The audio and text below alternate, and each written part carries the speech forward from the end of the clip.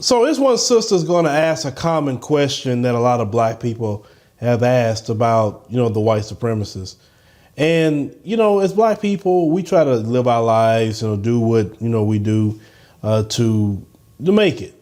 But yet, all the time, no matter what we're discussing among ourselves, no matter what the issue may be, we're not including nobody else in that conversation. The white supremacists always show up and trying to include themselves in it. Let's go ahead and roll that clip. Why can't white people just leave black people alone? People watch my videos on social media talking about anti-racism, talking about reparations, and they can't control themselves. They have to comment and tell me, I disagree. I don't agree with what you're saying. That's ridiculous. That's stupid. And my response before I block them is, I didn't ask. I didn't ask you. I didn't ask if you agreed. I didn't ask for your feedback. I didn't ask for your comment. I didn't ask you anything. Just leave me alone. Block me so I don't have to block you. I think about an innocent young black boy ringing the wrong doorbell. Has anyone ever rang your doorbell and you weren't expecting them? What do? Did you shoot them twice? Or did you just ignore them? Did you just tell them, go away? Or just not answer the door? It's like, y'all can't just leave us alone. I think about history and how white people wanted segregation. So you got segregation.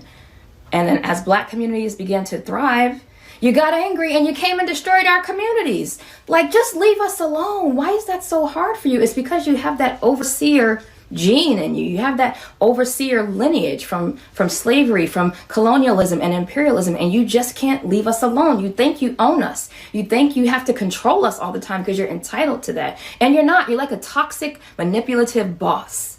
And you just don't even see it within yourself, which makes it even worse. Leave us alone. And before you come and tell me, not all white people, if it doesn't apply, let it fly. If it doesn't apply to you, then I'm not talking to you. Got it? I feel that sister's frustration because, I used to think like that as well. Why don't they just leave us alone? If they don't like us, fine. No problem. We good with it. I'm great with it.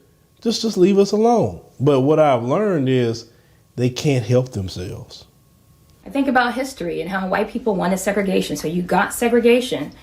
And then as black communities began to thrive, you got angry and you came and destroyed our communities. Like, just leave us alone. Why is that so hard for you? It's because you have that overseer gene in you. You have that overseer lineage from slavery, from colonialism and imperialism, and you just can't leave us alone. You think you own us. They do not bother any other group like they bother black people. They don't get in Asian people's business. They don't seek to get in Arab people's business. They don't seek to get involved in Native American people's business, Hispanic people. They don't seek to get in nobody else's business but ours, if you notice that. Because they feel like they have a sick, connection with us. And that's why they won't stay away. No matter what we do, we can say, okay, fine. You don't like us. We're going to go over here. Mind our business. Stay away from you. You know what they turn around and say to you? Well, you guys just wanting segregation. We ended segregation because you guys said it was wrong and now you want it back. This is what they'll say to you. Now, we know good when they're proving they don't like us. They are proving it on a collective sense. I'm not talking about individuals. I'm talking about a collective. It's some individuals who are good people. But on a collective, they have shown for hundreds of years, they don't like black folk. So when black folk want to get to ourselves and have to heal, in order for us to heal, we have to have a time away from you, right?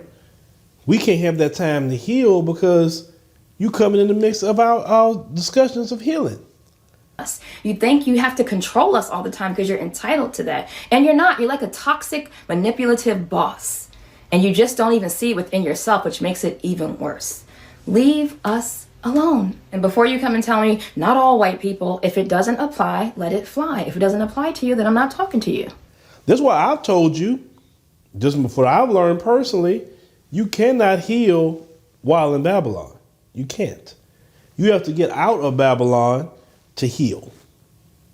Whether it's like going to a Caribbean island where it's black and you could heal there, the continent of Africa, somewhere where they're not in control and they're not the majority, is the only way you can heal. Because she's right. We don't ask their opinion about reparations. We don't ask their opinion about what happens with the police. We don't ask their opinion about anything. Why would we ask the opinion of the group that represents the perpetrator? Why would we do that? That would be silly. And that's why you wouldn't get anywhere. I'm not trying to have no conversation. I'm not trying to have no debate. I'm not trying to do anything like that, because that's a waste of time anyway. If you're not coming to change something, if you're not coming with a bag, then just leave, just to stay away. That's how I look at it. Let us deal with our own issues and problems as black people. I think about an innocent young black boy ringing the wrong doorbell. Has anyone ever rang your doorbell and you weren't expecting them? What do? Did you shoot them twice? Or did you just ignore them? Did you just tell them, go away? Or just not answer the door? It's like, y'all can't just leave us alone. But this sister, she's coming into that realization, I see, is that no matter what we talk about, they coming in the mix. We don't ask them. I remember when everybody was talking about banking black, how they came to that conversation. Well, you guys don't think that's racist, saying you don't want to bank with black banks? Nobody asked you that question. Nobody asked you. Nobody asked you if you thought reparations was good. Nobody asked you anything like that.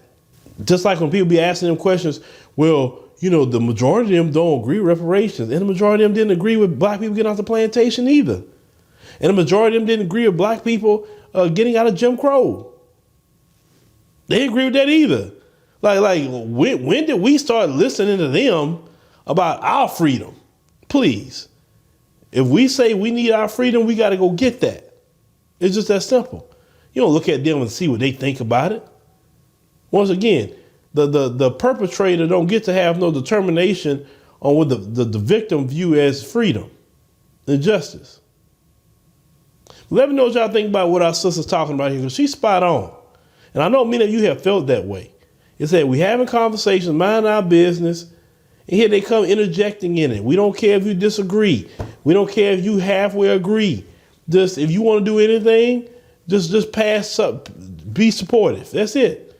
If you can't be supportive, then just go do you.